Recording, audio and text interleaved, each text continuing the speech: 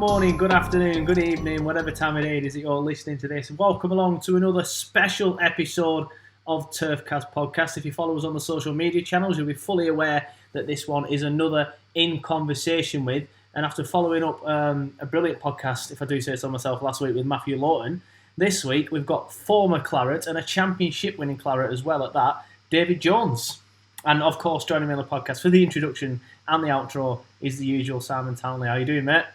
I'm good, thank you. How are you? Yeah, all right. How's lockdown treating you now, week 75? Not so bad. I mean, some of the restrictions lifted this week, but we won't go into that. But my industry is not till the 4th of July, so I've got another 7 weeks of this. That's a shitter, isn't it? Yeah, I have no idea. To be fair, I have no idea what my industry is. I'm waiting for the League 2 and League 1, mainly League 2, to get restarted again so I can earn some money at Bradford. And I'm still waiting for horse racing and shit and greyhounds to get started again, and no idea when that's going to be. But I think what we're waiting for in that industry is for the high street to reopen, which will be the same as you, won't it? Yeah, I mean, we come under hospitality, so that comes under the last one. So our shops can open 1st of June. I'll say my birthday then. And then, we're 4th of July, apparently. Well, 1st of June then for me, hopefully, because that's when no haircuts. Oh, and God, before we go on to that, have you seen the state of my hair now? I mean, I'm thinking of breaking lockdown. You can't, mate. I know. I went to the shop the other day and I seen skinheads everywhere. That's what I said to you on text message, didn't I? I won't mention any names, but I know a hairdresser, and the person that lives next door to this hairdresser walked past a place where I was with a fresh fade on his or her hair. You basically, if you walk, not me, because it sounds very much like you talk about me. It's not you. No, if it were you, I'd be straight around going, cut this then if you're doing it. I know, yeah. But you basically, if you're walking around with a fresh fade, and a high fade at that, this boy or girl had, you're just basically advertising that you've broken the rules of lockdown. No, well, there you go. Just walking around with a big advertisement saying, I am a lawbreaker. I used to look at fresh fades in sort of like, it's alright that, or fucking hell, that's bad. But nowadays, I'm like, little dickhead. Yeah, that's exactly what I did. This person walked past the location that I was in, and my immediate reaction was, hold on a second, he's clearly breaking the law here and visiting his or her barber. I've said he already, I don't know, I fucked it. But I see it now as a, what you doing, mate? Like, come on. Yeah. I'm suffering with this. I wouldn't mind if mine weren't that bad, to be fair, but I think it's because mine's so bad that it just infuriates me when I see someone with a sick fade, because I ain't got anything like that. I don't make the rules, but Boris has said that we're not allowed to cut hair yet until the 4th of July. But I'm in conversation with good one. 2 of the Burnley lads that I cut regular about sort of the Premier League starting again on the 1st of June. I mean, I presume that's just training. I don't presume that's matches. You'll know more than that than me. But when they go back on the 1st of June, are they allowed to have an haircut? I don't even know. If you can't have haircuts, you can't have haircuts. Like, but they can, if they can go to a hotel and stuff, then they will surely be within 2 meters of teammates, coaches, staff at the hotel, staff at the football club. So then surely by that they'll all have to be checked and tested constantly. And I don't know. I'll see if I can be the quarantine lockdown barber that just sits in his room and I'm sure your wife will have something to say about that when she hears this. She don't listen though, does she? So she'll never hear it, unfortunately. Not a clue. Not a clue. But speaking of, you've mentioned that you're in conversation with 2 of the lads. I've obviously seen 2 of the lads on Skype, obviously, that you cut hair regularly for. And don't worry, they both got big, massive mop heads. I know, I've seen it. Yeah. I get relieved every time. But keeping the topic of hair, your conversations with today's topic, your guest today, it's pretty iconic. One of my most iconic things of my career, I'd say, because obviously I'm not more known for different people's haircuts within the industry and within football.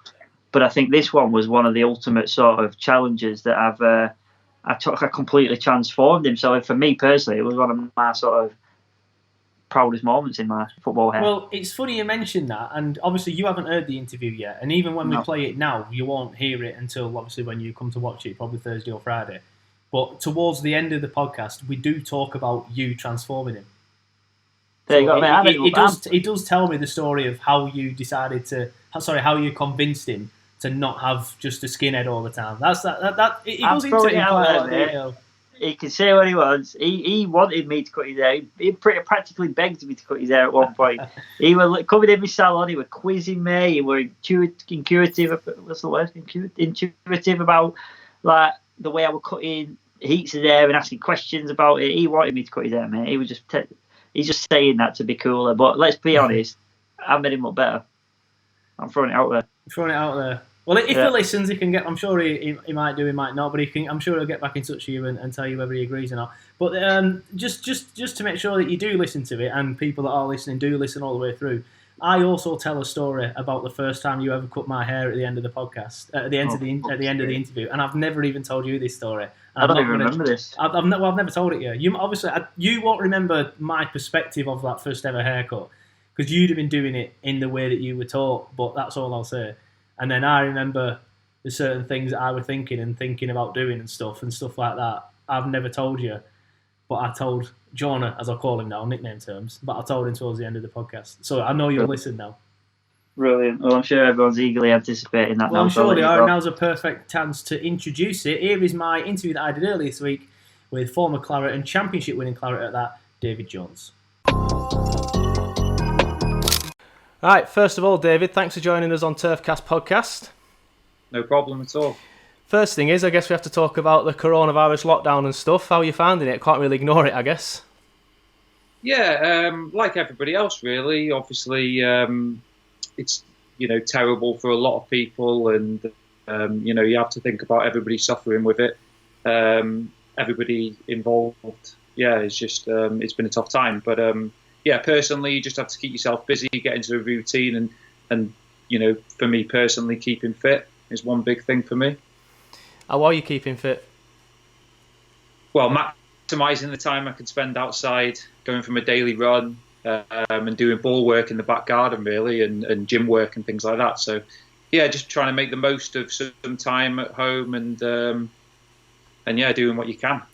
Yeah, fair enough. Well, let's talk about your career then, and obviously the best place to start will be right at the beginning. Picked up by Manchester United at a very young age, around 9, 10, 11 I think you were. What's that like being picked up by probably what was and still is the biggest club in the country? It was brilliant. Before I'd gone to Man United, I really didn't, like the club. I was more of a Liverpool fan, if I'm honest, at the time, and just. I went to Liverpool. I was going to sign at Liverpool, but then Man United came in fairly late, just before I was going to sign for Liverpool at that age. And as soon as I went there, I realised that this was the place I wanted to be. It was just something special about it. And although, I wasn't a fan of the club, as soon as I went there and trained there, I knew there was just a good feeling about it. So I just went for it. What was so good about it then? Because obviously, I presume the setup at Man United will be top notch for all levels. It still will be, and it will have been then. So what was so good about the youth setup there?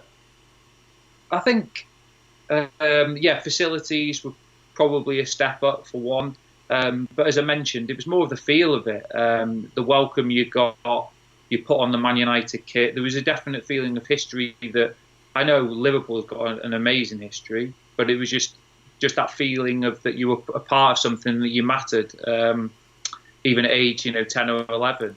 In particular, there was a guy who worked there, Dave Bushell, who still works at the club, but he was just an amazing part in me signing, really. And through all the age groups at Man United, I feel the coaches have been the best in my career.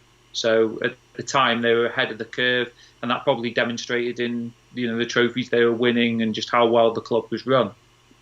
I mean, you yourself at Man United at youth level and at the reserve level, you enjoyed quite a bit of success, didn't you? Talk me through some of the things that you won. Oh, at youth level? Yeah. Yeah, at Man United, you generally got a good team in terms of, the players in the country, really. All the best players from the country seem to end up there at the time. And, we won the Youth Cup. We won the reserve trophy for North and South. So yeah, it was always a part of being at Man United, getting that winning mentality. It was always a big deal, even for the manager back then, that you felt that when you were playing in under 16s, under 17s tournaments, under 18s, or these Youth Cup, it meant a big deal to the club, and that was why you saw probably a lot of players coming through at Man United. How often does Sir Alex come and talk to the youth team players then and the reserve team players, and how often does he like watch you play and stuff like that? Because he's quite a hands-on, or was quite a hands-on manager. Yeah, and that's what I mean. It just felt like you were, close to the first team, even as a, 7 playing for the under-18s or whatever. You still felt that if you impress him, you could get an opportunity, because he used to come down if the team wasn't playing on a Saturday. He'd be there Saturday morning sometimes watching the under-18s. I can remember so young us having an end-of-year meal, maybe at under 12 level, and he showed up there, and it just made you feel like your progress was being monitored, and that you felt you belonged to something. So, and especially when you were there full time, you'd see him every day, and although he's not going to stop and speak to you every day, he knows your name, he knows your background. So yeah, you felt really part of something. Yeah, that's nice. Quite unique, really. Unique. Yeah. I presume you played alongside some big names then at youth team level. What sort of names did you play alongside? At youth team level, there was players like Kieran Richardson, Chris Eagles, Luke Steele, Tom Heaton, Phil Bardsley, Paul McShane, Sylvan Ebanks-Blake. Yeah, there's quite a few. I believe you roomed with PK as well for a tournament. Yeah. What was that like? Yeah, he's a good lad. He was a very good player. Really liked him. Really likable character. Always had a desire to get to the top. Really liked him, and obviously what he's gone on to achieve has been fantastic. Yeah, obviously, like you've seen these players at youth team level, like players like PK and all the rest you've just named, like Tommy especially. Can you tell at that age when you were all younger that they were going to go on and become really successful in their careers? I think it's very hard to tell. Obviously, they've got great ability, but a lot of it comes down to mentality in the end, and you only see that when you have setbacks and little knocks along the way. You have to keep trying to improve your game, and just have that mentality to be able to see through some certain knockbacks that are inevitable in your career. And the lads that seem to have long careers are the ones that have got that mentality. Played for England under-21s once. What was that like, being invited to the setup and wearing your country's crest on your chest? Yeah, it was fantastic. Fairly unexpected at the time, because I hadn't played any first team games, I'm sure. I hadn't even been on loan. It was more of a case of just impressing for the reserve team. And luckily the manager then was David Platt, and he gave me an opportunity, gave me a cap. There's some good players in the squad, and yeah, it was special. I played for England youth teams before that, younger age groups, but to play for the 21s, briefly, was special and something that I always wanted to do. Is it a regret that you didn't get more chances at under 21s and then senior level? I think with the 21s, possibly, yeah, because when I broke through to first team level at sort of like age 20, going on loan and things, I was doing well in the Championship and in the Dutch Premier League, so I thought that I would have had a chance of a few more opportunities. But there's there were so many good players as well, and you just have to be fortunate that the manager at the time likes you at times. So yeah, it would have been nice to get more, but it wasn't to be. You're eligible to play for Wales as well, weren't you? Is that never something that ever interested you, especially not being called up at senior level? For me personally, I just always felt English. I always supported England. Played for Man United. Felt like I supported England. So for me, it just wasn't a choice. It wasn't even a choice for me, really. Previous Wales managers have asked me earlier in my career if I wanted to, but it was just a pretty easy decision, because it's just something personal to me that I just felt English and wanted to do that. Yeah, fair enough. Totally understand that one. You mentioned briefly then you had loan spells at a young age as well. Like you said, you went to Preston, you went to the Dutch Premier League, and obviously Derby County, who you eventually signed for. What's your standout memories of them loan deals? I think Preston was brilliant for me. Gave me a taste of the Championship. Billy Davis and the staff there were really good. Really enjoyed it. Managed to get a number of games. Had a good relationship with the fans there. So it was all a positive experience for the 6 months that I was there.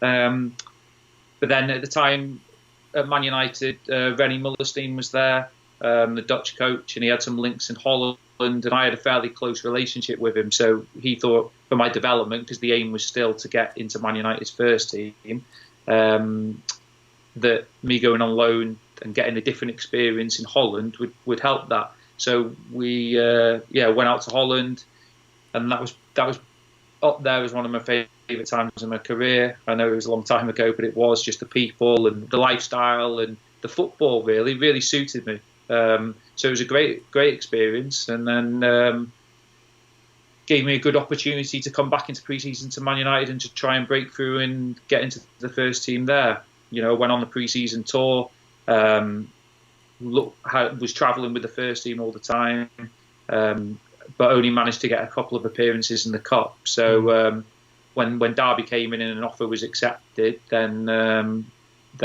it just felt to me that it was the right time.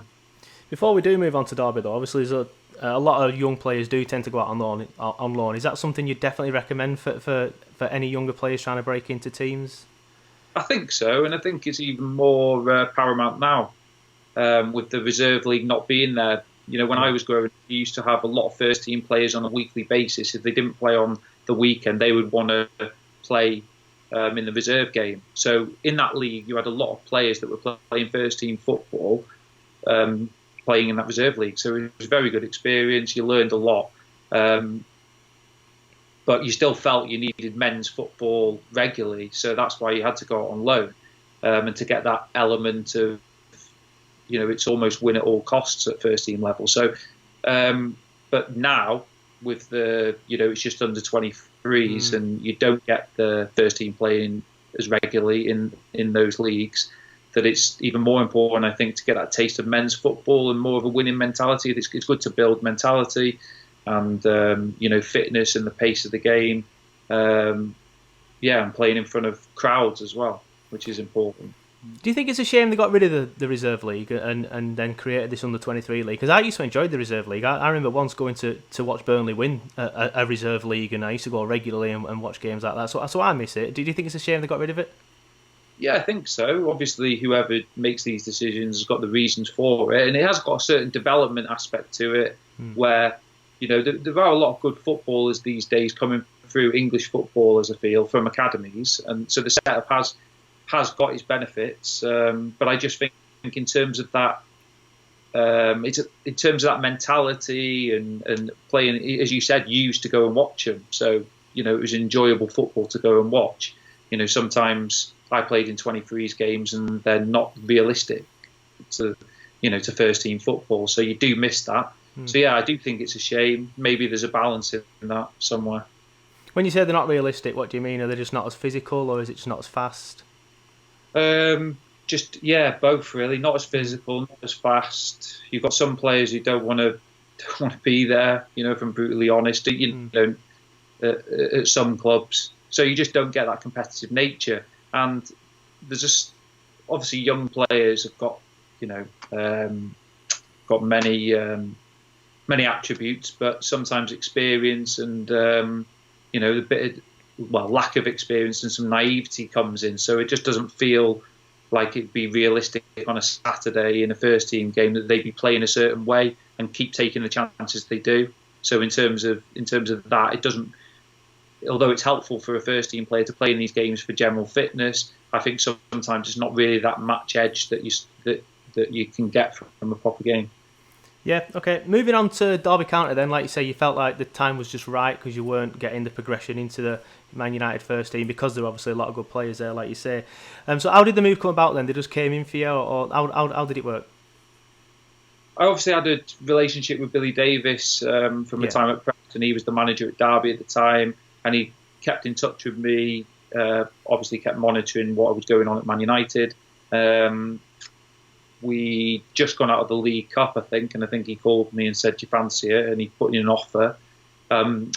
I know initially I went there on loan, but that was just due to the timing and the window. It was all kind of agreed when I signed on loan that I'd be signing automatically in January permanently.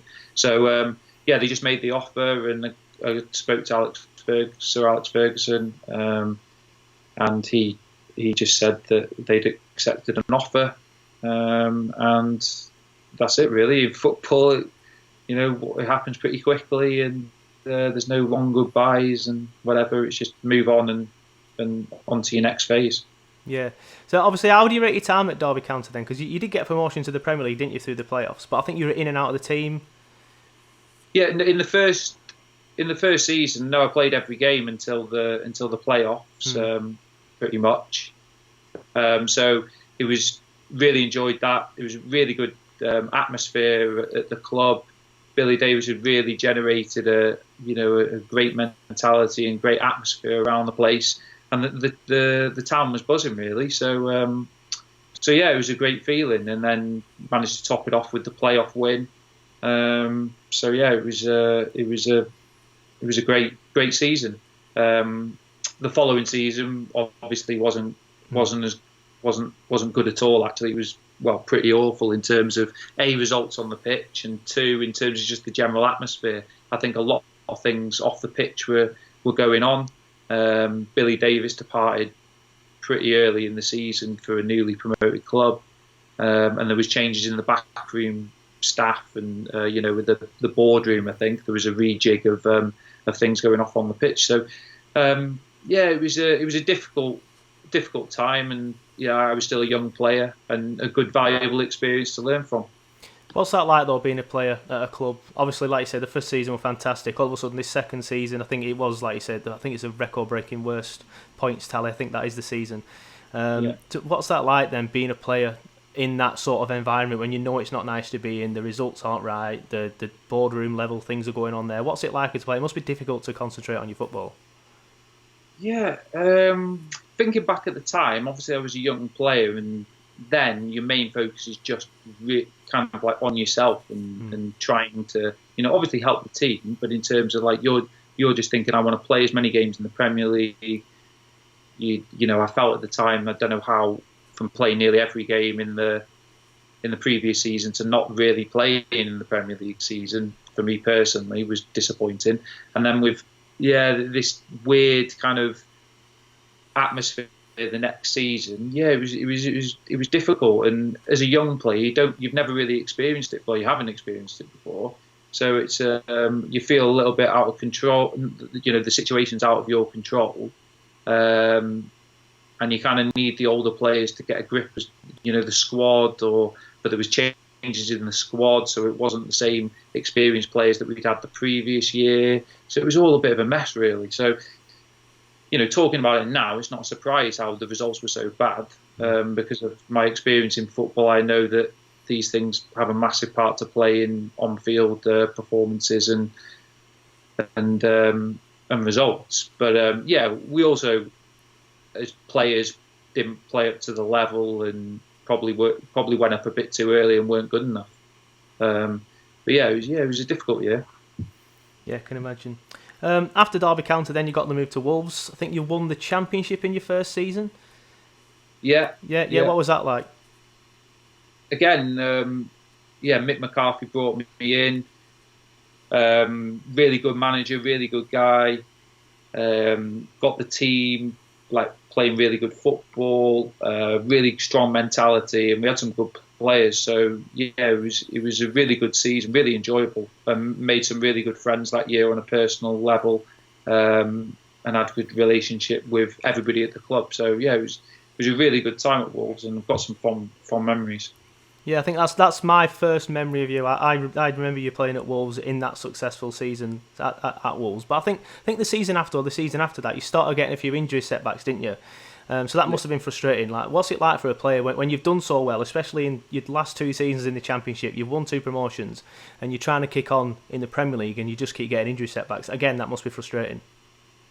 Yeah, definitely. Like you said, I had an injury, which was pretty serious, and just kind of anyone who's ever had a knee injury, they're quite difficult to get over. And although you're back on the pitch playing or training, it's, you still feel like you've got to manage it for a number of years, and I've had to all the rest of my career, really. But going back to your question about being frustrated, because at Derby I didn't feel like I played that much in the Premier League, and then to play, most of the season in the Championship for Wolves and get promoted, and then want to kick on in the Premier League again, I felt that I wasn't playing again and being injured. So it was a frustrating time, especially for the first half of the season, until eventually I managed to be fit and get back in the team. You've already spoken a lot about mentality and how a good mentality can help in your career and stuff. Is that when you need a good mentality at times like that, when you are frustrated and you are probably disappointed that you're not playing for whatever reason, whether it's an injury or out of the team? And I presume times like that, a good mentality will help anybody. Yeah, of course. And I'm lucky I had some good people around me. By no means was the injury as bad as a lot of others, but I mean, just my knee injury. You need good physios, good feel at the club, good people around you. I had family, and I'm a wife now. Around me to support me, and you need that support system behind you to be able to keep you going when things aren't going smoothly. Because it's always great when you're playing every week and you're winning, and but it's when you have injury setbacks or you're not in the team. It can be difficult. So you didn't end up signing a new contract at Wolves, and if I remember rightly, I think there were reports that you wanted to sign a new contract. There were also reports that Wolves wanted you. Like, what was the situation there? Like, how come you ended up moving on? Was it a case of you were both too far apart in what you were both offering, or what happened? Or did you just fancy a change? No, I actually wanted to stay in my third year of my contract. We were discussing a new contract, and there was just, as far as it's a bit sketchy, my memory on exactly what happened, but there was things that I felt that they originally had said. I think it was the length of contract, in terms of there was originally a longer contract, and then while we were negotiating, I think there was a break in the summer, and then the number of years got reduced. So that, in terms of a player feeling like they've got a future at the club, if you offer something at a certain level in terms of years, to feel, I think it was maybe I was getting offered a 3-year contract, and then it was, after the summer, it was reduced to 2. You feel as if you don't play a part in the future as much as the club. So it wasn't to do with terms. It was more, it was just to do with the length of contract. I think that was the main thing. I just felt that maybe the club didn't have plans for me to feature and play as much as I wanted to. Like I've done in a few times in my career, I felt I've had to move on, because my main aim has been trying to play as much as possible, and that feeling of when you are in a team and the manager, you're one of the first names on the team sheet. It's a great feeling, and that's what I've always wanted to strive for in my career. Let's talk about The Athletic, which is a must for all football fans and has loads of brilliant Burnley content. The Athletic brings you the best coverage of football, combat sports, NFL, NBA and loads more. A world-class team of football writers, including Andy Jones, who covers the Clarets, and it's completely ad-free with no ads and no annoying pop-ups. If you're not signed up to The Athletic yet, fans of TurfCast can now get 50% off the annual subscription price and a 7-day free trial. To get the deal, head to theathletic.co.uk/TurfCast. After that, then you moved back to the Northwest. I think you went on trial at Wigan, I think it was, and then they offered you a contract. Is that what happened? With Wigan, it wasn't a trial. It was I was just training with them. Okay. The people who represent me at the time, they knew the manager pretty well, Roberto Martinez. So he just said I could come in and train.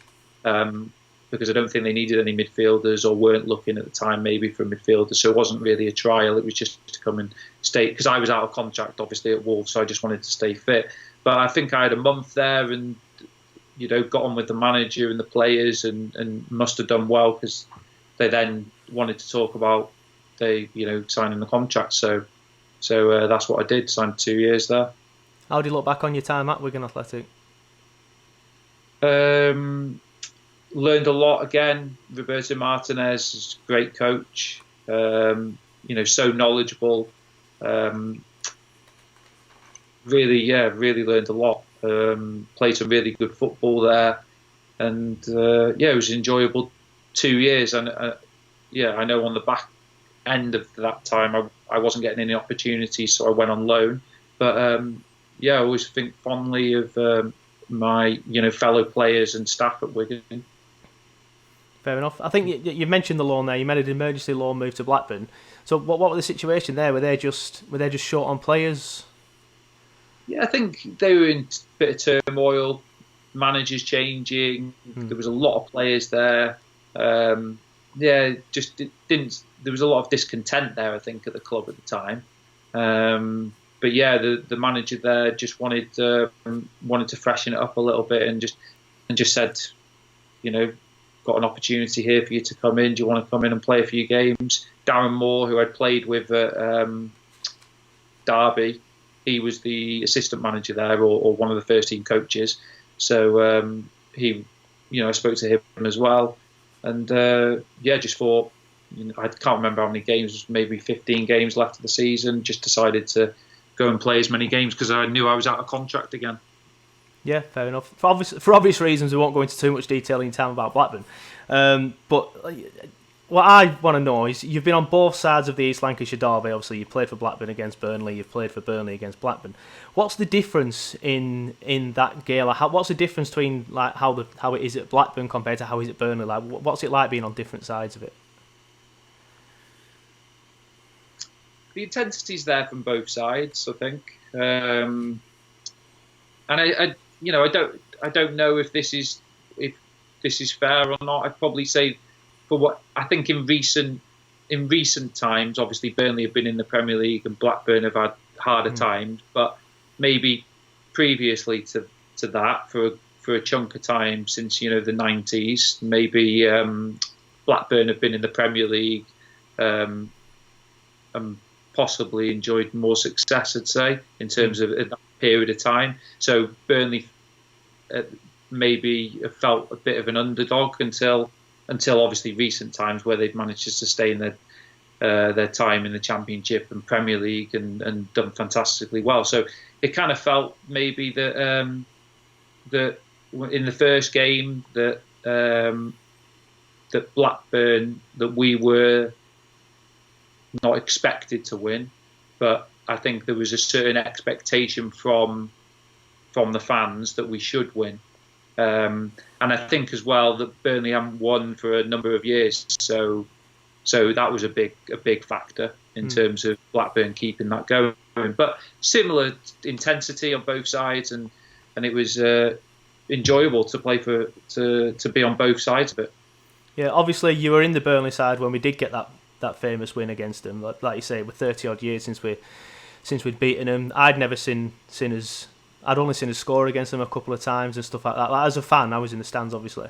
That was an absolutely amazing day. Talk to me about that day as a Burnley player when we finally got that win over Blackburn. What was it like before, during, and afterwards? It must have been intense. Yeah, it was, and we were doing really well in the league, and from the previous year, I'd probably say the tables had turned, that we were, Burnley were the favourites now. So there was expectation there to win, and I think there was a real sense that this can be the year that we can, break that, number of years without winning. So it was a fantastic day, to be a part of, and really great to celebrate it with the fans. So that's one of my, outstanding, memories and brilliant memories of being a Burnley player, really.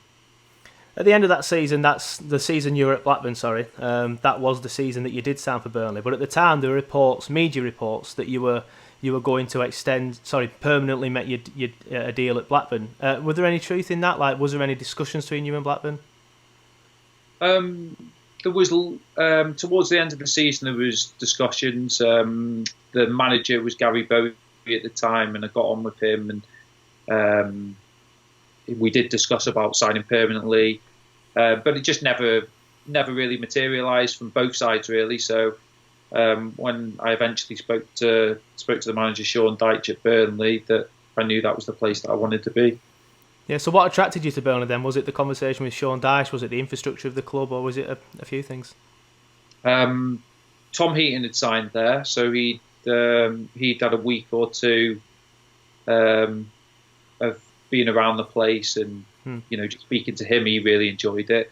Speaking to the manager, just filled me with confidence that this was a place that I wanted to be, and just to feel when I met up with him and the staff, it was just on feel, really, just on gut feel. Perfect time now, I guess, to chat about your friendship with Tom then, because obviously you've just mentioned him then. Obviously you've known him for a long time. I think you met at Man United at youth team level, is that correct? Yeah, when we were 10 or 11, yeah. Yeah. So so talk to me about your friendship then, because you were best man at each other's weddings and things like that, weren't you? And I presume you're still in contact now, so obviously you're very, very close. Yeah. We've obviously known each other for years now. I think we've probably discussed it in Burnley interviews before, that we met when he saved my penalty as an 11-year-old or something. That's how we met, because he saved my penalty. But yeah, we've had a really close relationship with Man United. As you said, he was one of my best men at my wedding, alongside my brother and one of my other friends, and I was the best man at his. So yeah, we've shared a lot of good times, and it was really special to come back and play together at Burnley as well, and to celebrate 2 promotions with him. So yeah, really special times, and something that we both value. So going back to your career then, obviously you've just signed for Burnley, a promotion again in your first season. That seems to be a bit of a sort of something that happens regularly quite a lot. Like, what was that like? Again, I think when I first came in and trained for a couple of weeks, I felt there wasn't a lot of expectation from the outside. No, there weren't. Especially for us to do anything major in the league. I think, we were probably banded around as one of relegation favourites from the Championship that year. But when you looked at the individuals in the team, they're very, very good. And from training with them and just seeing that mentality build over a pre-season, you thought, we've got a real chance here. Obviously, I had experience in the Championship and knowing what it takes to get promoted. So I knew that we had a chance. It was just whether or not we could sustain it, and we definitely did that.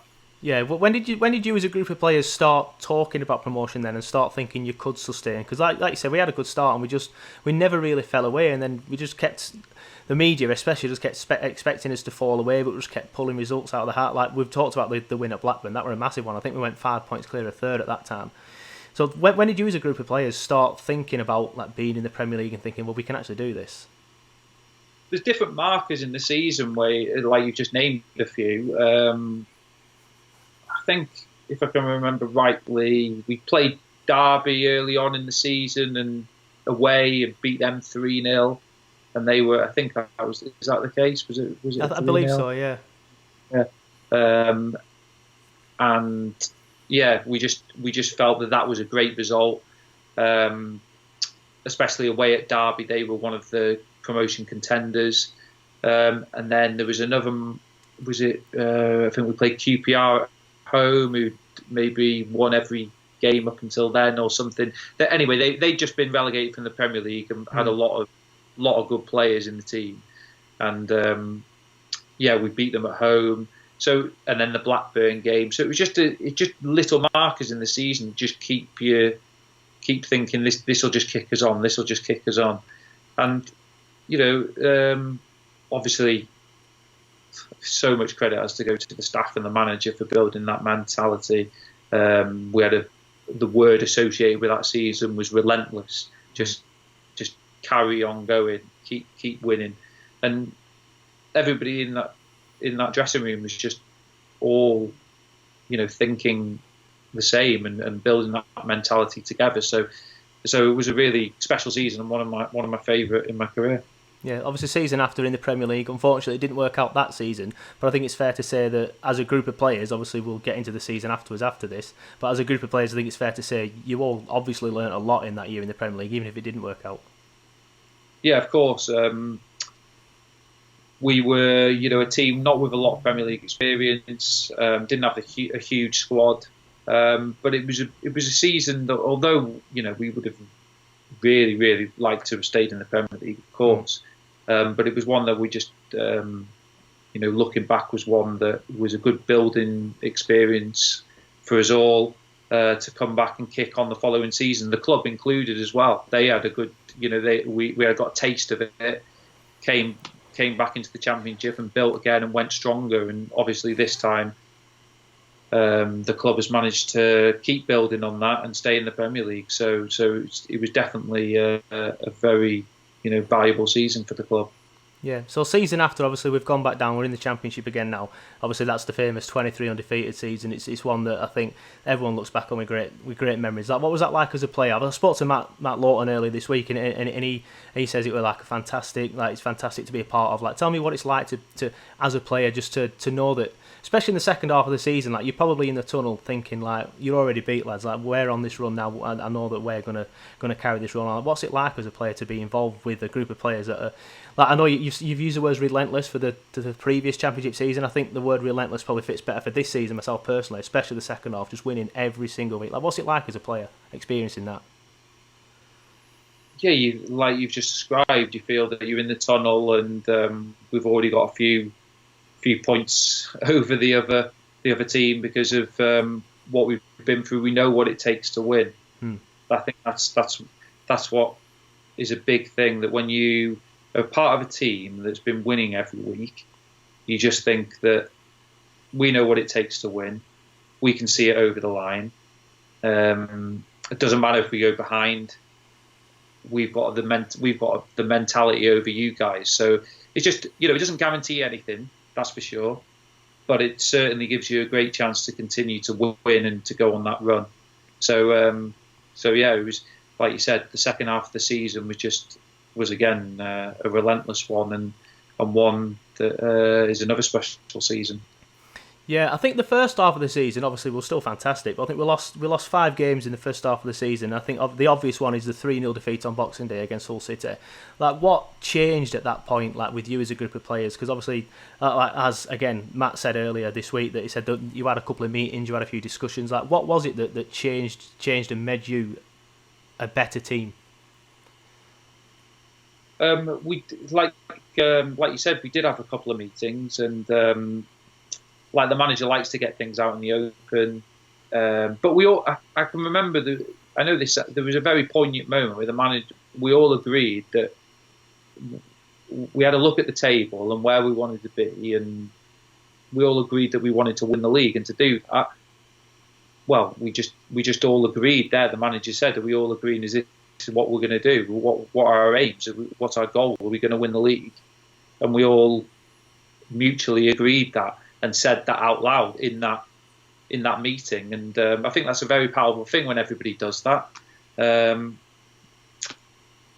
So yeah, I think that was a very poignant moment. Obviously, again, that doesn't guarantee anything. We did have, very good players that really played well in that second half of the season. But collectively, yeah, we were relentless again. So I think at this point you've had 4 promotions with 3 different clubs. Obviously, winning the league with Burnley again. Like, where does that winning the league with Burnley rank in your career then? Right up there. Every promotion that I've had has been different and special in different ways, and we'll cherish each one. But to get promoted twice with the same club again, it's just, that's fairly unique, I think, and that's why I've got a great relationship with everybody at Burnley, fans included, and just it was a really, really top and special time for me, those 3 years. What's it like working under Sean Dyche? And I know you touched on it briefly there, like some of his methods, like he wants to get things out in the open. Like, what's it like as a player working for him?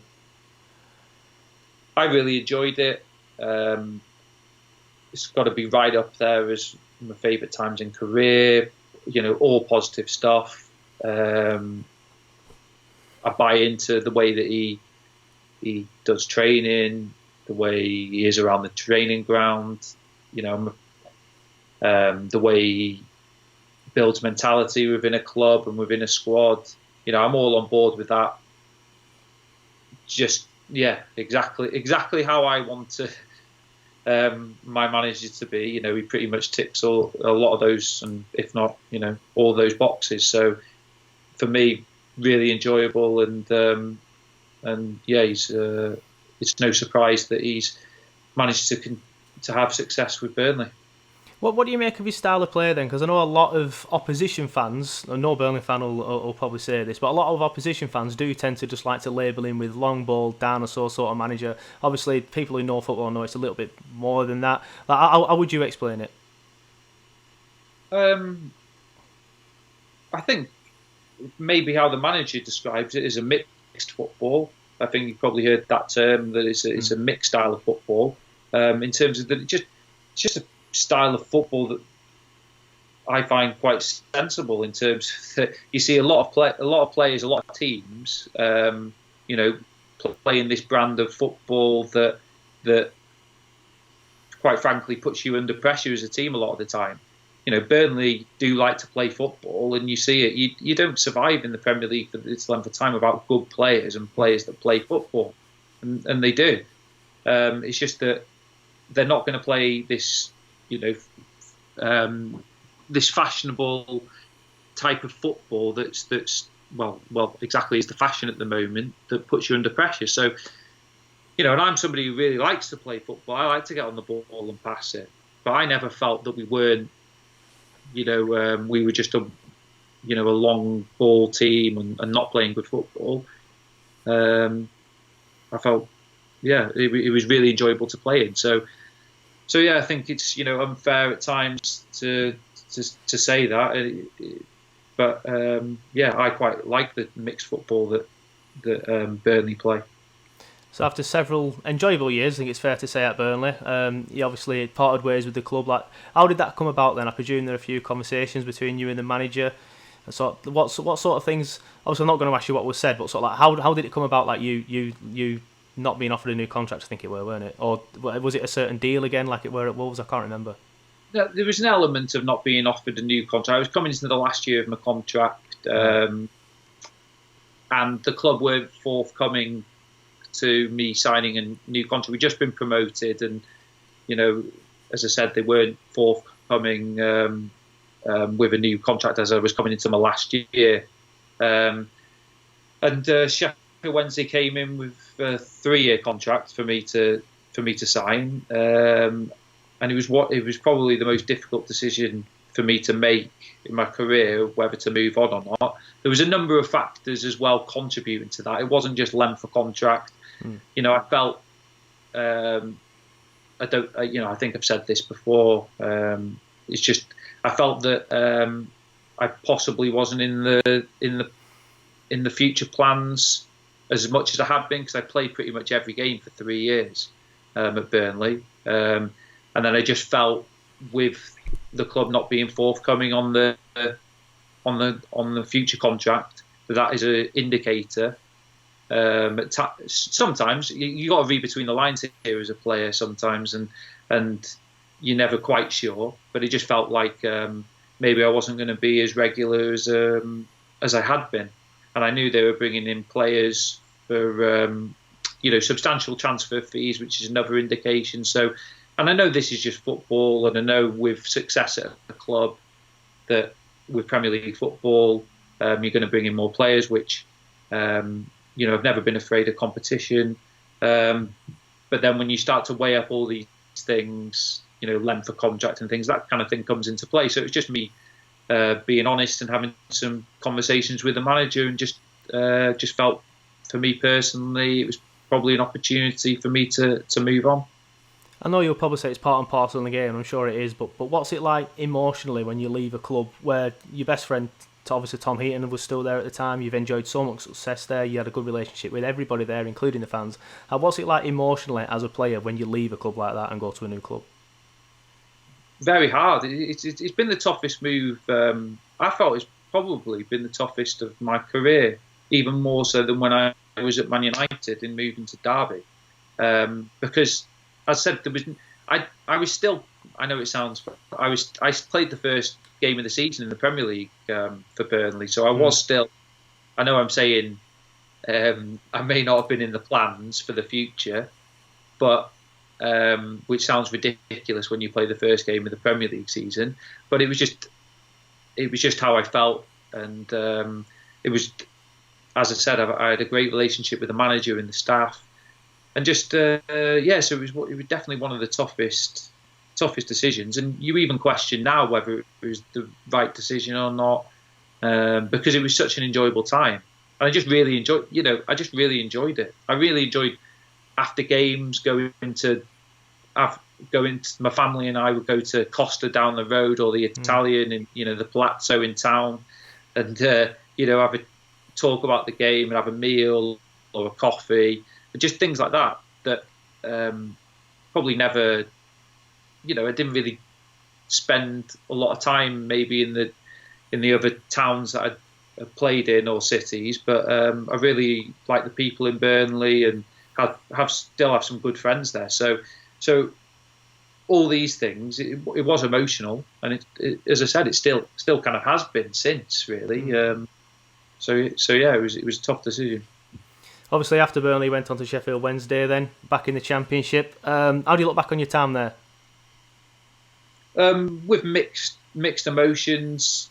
It was as I said, it was a big decision, me leaving Burnley in the first place, and with a club like Sheffield Wednesday giving you a 3-year contract, you kind of felt that you'd be a number one choice in the team. But when I got there, I realised that perhaps that wasn't going to be the case, even from the word go. So it was a difficult one to get established in the team and to get some regular football. Which in my first season under the manager, I did play a fair bit, over 30 appearances, I think. So I was getting regular football, but it was just that feeling that I wanted, that I was at Burnley, that I was an integral part of the team in the first 11, which I never really felt. And I know you've got to do it with performances, and that's got to be aligned with the success of the team. It was just a bit disappointing that I never really managed to get established as a number one pick in the first 11, and to bring success to the club as well, because the club's a great club. A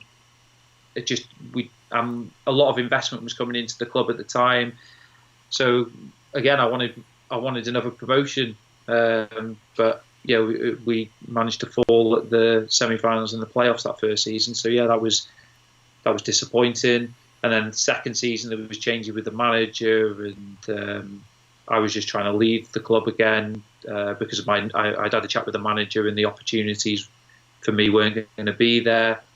So it was a disappointing end, really, to the last 18 months, really, at the club. So what do you do? Like, I know some players will obviously answer this question very differently. Some players will act differently in these sort of situations. But what do you do personally? Say, for example, when you're not playing at a club like Sheffield Wednesday in the last 18 months, but you feel like you have enough to offer the club. Like, what sort of thing? How do you react? Are you the type of player to go banging on the manager's door, or you just get your head down in training? Like, how do you react? Mixture of both, really. If I feel that it can do some good, and then I will go and speak to the manager. But there's only a certain amount of times you can go and speak to the manager and hear his thoughts. You can't. At the end of the day, you're still a human being, and you can influence to a certain extent.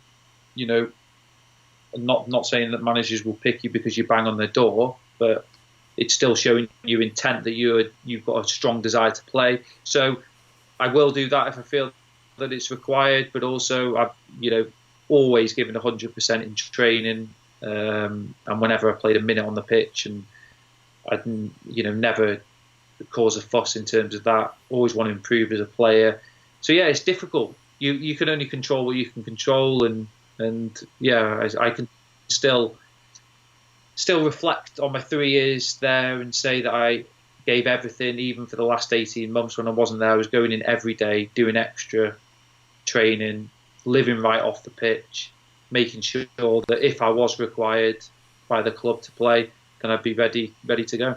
Yeah, so you were released by Sheffield Wednesday then. At the start of this season, I think it were, weren't it? Because you were training with Burnley for a little bit to keep your fitness up. But you signed a deal with Oldham, I think it was, on a free transfer. But it didn't really work out there, did it? What? I mean, I know they had a lot of issues off the pitch at Oldham, but why didn't it work out for you?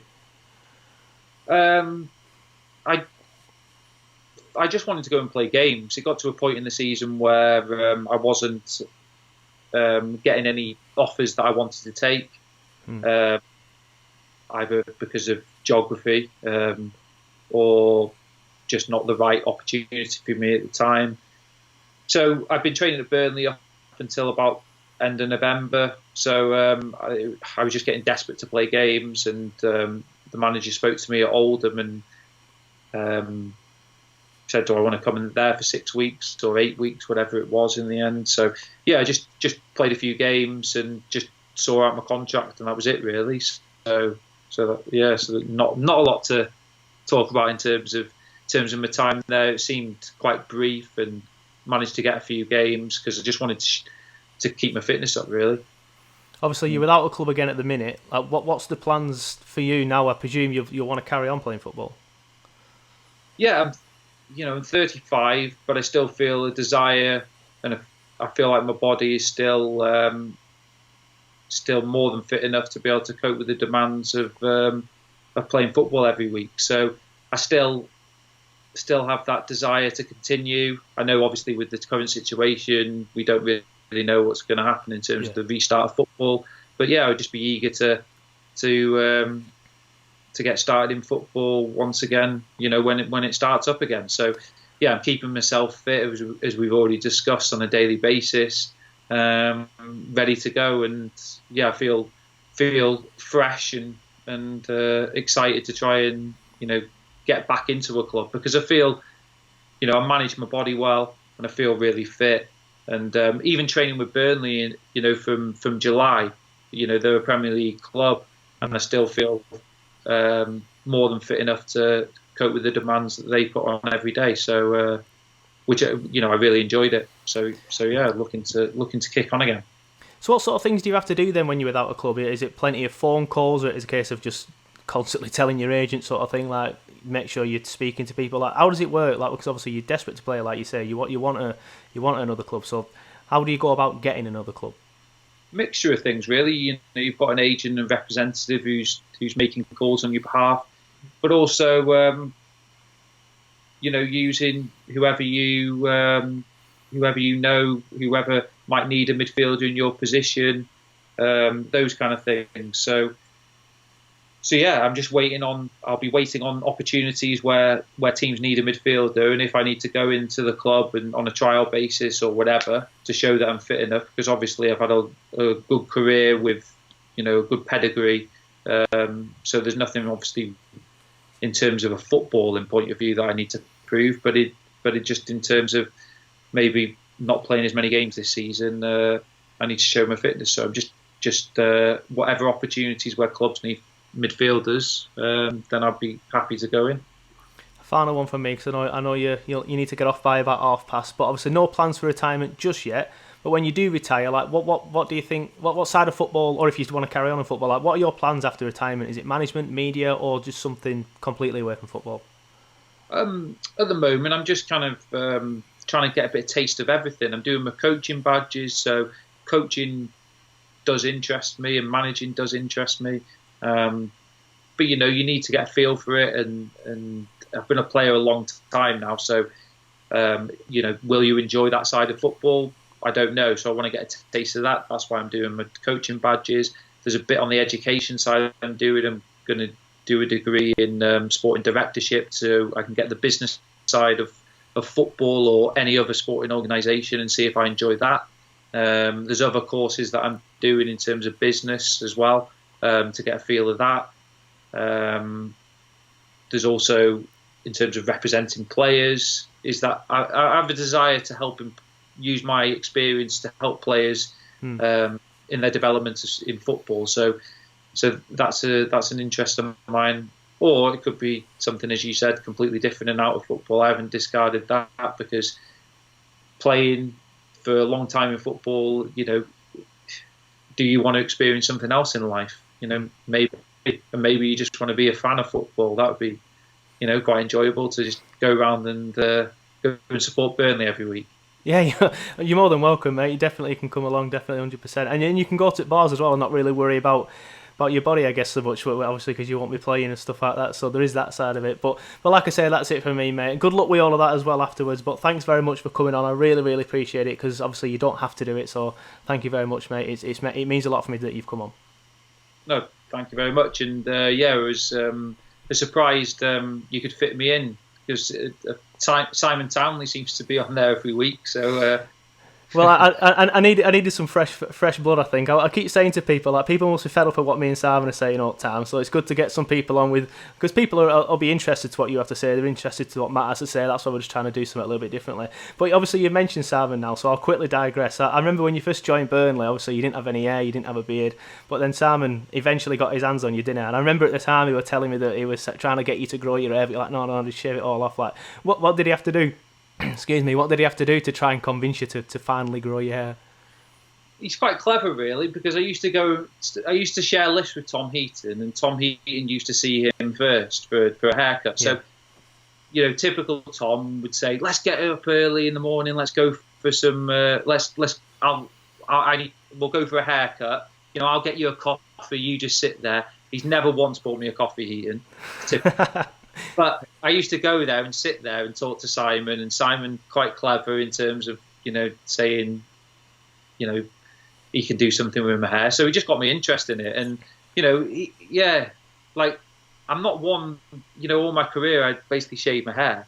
But because I just like the neatness of it. I don't like faffing around with hair and things. But, to be fair, he managed me for a few years, making sure that, I was comfortable with my hair and things like that. So yeah, I put all it down to him, really, the reason why I grew my hair. And I can see is that some of his products in the background? It is good spot. That is some of his products there. I do use this, but that's not product placement, by the way. It's just how the cameras worked. But that is some of his products. But yeah, I've been using Simon ever since he qualified. Obviously, he's my best friend. So I used to go to a different barber in Burnley. I remember at first when Simon first convinced me to come over, which obviously wasn't. It didn't take long because he's my best friend. I remember when he first did it, we were halfway through the haircut. I've never told him this story, so he'll see this first on here. And he was halfway through it. I remember thinking to myself, this looks terrible. This looks absolutely terrible. I'm going to have to go back to my other barber and say, look, he's messed it up. But obviously, he was only halfway through it. And his technique was differently. He did it, like, it essentially looked like a bowl cut, and then he did the fade. He doesn't do that anymore. But I remember at the time thinking, wow, this is terrible. I'm going to have to go back to my old barber. But yeah, good spot. And anyway, like I said, it's 1:30 now, so I'll let you go. I know you have to get off. But like I said, thank you very much for coming on. I really appreciate it. It's been great chatting to you as well. You're a really good talker. Very, very intelligent. So thank you so much for coming on. No, thank you. Appreciate it. Right, so yeah, just want to reiterate, big thank you to Jonah, nickname terms now, for coming on the podcast. I really enjoyed chatting to him. Really was good. It was good to chat to Louts the other week at nickname terms. To Louts last week as well. Really enjoyed picking both the brains. Obviously, people always go on about how intelligent David Jones is and stuff, and I think in that interview it comes across. He talks a lot about mentality and things like that. So that's not something I intended to do when I did the interview, but I think by him talking about stuff like mentality, it's good to sort of like get an insight into how his brain works, and he talks about mentality a lot, and that's obviously something that drives him a lot as well. But thanks to Jonah for coming on. No, he's a top guy. He's very methodical, very sort of structured in what he does, and it's testament to sort of the career he's had with Man United all the way to playing in the Premier League with Burnley, and you've got to look at that and say, this is down to more than just. It's a good mindset. It's good, it's as well as skill set, and he's a top. He's a lovely man. There's not many adjectives I can give to describe how much I like this guy for his personality. But I'm quite blessed with the people I've met and the Burnley players, and he's a top guy. So yeah, thanks for having us. Yeah, definitely. I reiterate that. Like, I think with Heaton, Tarke, Louts, I've met them all at some point, but Jonah was somebody I've never met, so I never really had a personal opinion on him, other than what you told me, which was obviously always positive. But obviously, I've experienced that firsthand now, so I can second that. He is a really top guy. He couldn't help me out enough, and even after I'd finished recording, he was asking me questions about how the podcast is going, how it's doing, if I'm enjoying it. So he was showing a genuine interest in me and my life, and that's not really something you get very often. So that just shows that, the mentality that he has and stuff, and how he actually does care about people and things like that. But yeah, thanks for coming on, Jonah. If you're listening, and if you haven't already, do go and check out the interview I did last week with Matt Lawton. That one's done quite well, so I presume if you listen to this one, you've listened to that one. And if you haven't, go and listen to the one the week before that as well, where I interviewed the Bertie B streaker. That was something a little bit different, but I've enjoyed them all. All the interviews have been really, really good. I've really enjoyed them. Awesome, well done, mate. Yeah, thanks to you again for sorting Jonah out. I have sent an email this week. I've done it the official way.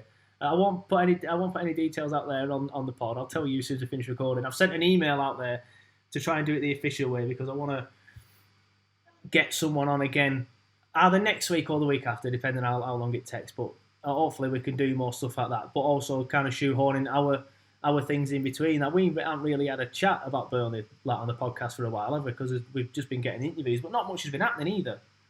No, mate. There's not nothing to concern ourselves with. Let's get the Premier League back on. Decided I'm a Bundesliga fan now as of this weekend. Well, that's the point, because that starts this weekend, doesn't it? And I were going to put a social media sort of like thing out this week, and I probably still will. But yeah, we'll quickly do that. Like, who are we going to support then? Like, I don't know what the crack is, because I'm thinking, because of what Hanover 96 did a few years ago when they came to the turf and just decided to all act like dickheads and bring the knuckle dusters and all that stuff, I might find out who their fiercest rivals are and just support them. Just to be it's better than my logic. But we all logic. My logic is, mine's always go to the division. Whenever me and you do this, because we're football fans in general as well as Burnley fans, and we'll go to a country and say, right, let's watch the MLS, for example. I'll just find like someone who has a Burnley connection within that division and support them. Yeah, fair enough. I think that's why you support Atlanta, because Chris McCann went there. My logic was, I like Bastian Schweinsteiger, so I support Chicago. No Burnley connection whatsoever. I enjoyed the name as well. I like Fire, that's a cool name, but turns out that they are absolutely dog shit. So I didn't really do well with that one. But I think that's pretty much it for this week. If you haven't already, please do follow us on all the social media channels. So it's TurfCast Podcast on Twitter, Facebook, Instagram, and especially YouTube. If you are listening to this on the podcast, we do VODCAST now, so you can go and watch it on YouTube. You can see Jonah's lovely kitchen and see his lovely hair that Simon sculpted. Probably not anymore, mate. It's probably out of sculpt nowadays. Maybe, because of lockdown, maybe. But I tell you what I'm a big fan of now, his beard as well. It's cool. He's a cool hair. When he joined Burnley, he had no hair whatsoever, head or face. Now he's got a big beard, cool beard, and a nice big quiff as well. Better than me anyway. Like, mine's quite long, but mine doesn't stay up. So you know what? Like, just to end it on a comical note, one of the most common questions I got asked after doing his hair was, "Has Jonah had an hair transplant?" And I used to say, "No, why has he never had hair before?" I don't fucking know, mate. But he's not. No, he's just. You don't get that good of an hair transplant. I'll tell you that for free. Well, yeah. Speaking for Stand. Tell you what, mate. Your hair is looking longer than it has done for a long time, but your hair doesn't look long bad like a lot of people. I think yours has always been quite short, though, hasn't it? So now it's at the long stage where it looks long but still looks okay, whereas mine's just looks unmanageable. Products and calming it in directions and stuff like that. But yeah, get in touch with that if you need any help. Yeah, I'll be brutally honest. I haven't done anything with mine today, but we'll end it on that because I think we've done too much talking about hair this week. You've got your own hair podcast these days. If you haven't checked it out, don't bother. It's not worth it. No, I'm only joking. Air Socials, give it a check out. Because I do all the editing because Simon can't do it, so you'll be doing me a favour as well. You'll be doing me a favour as well. But with what you enjoyed this week, like I said before last week, any feedback wherever possible, I'm always happy to receive it, constructive or just telling me how class I am, because these interviews are something different as well. So I'm enjoying doing it. But thanks for listening, and hopefully we'll see you next week. Bye. Bye.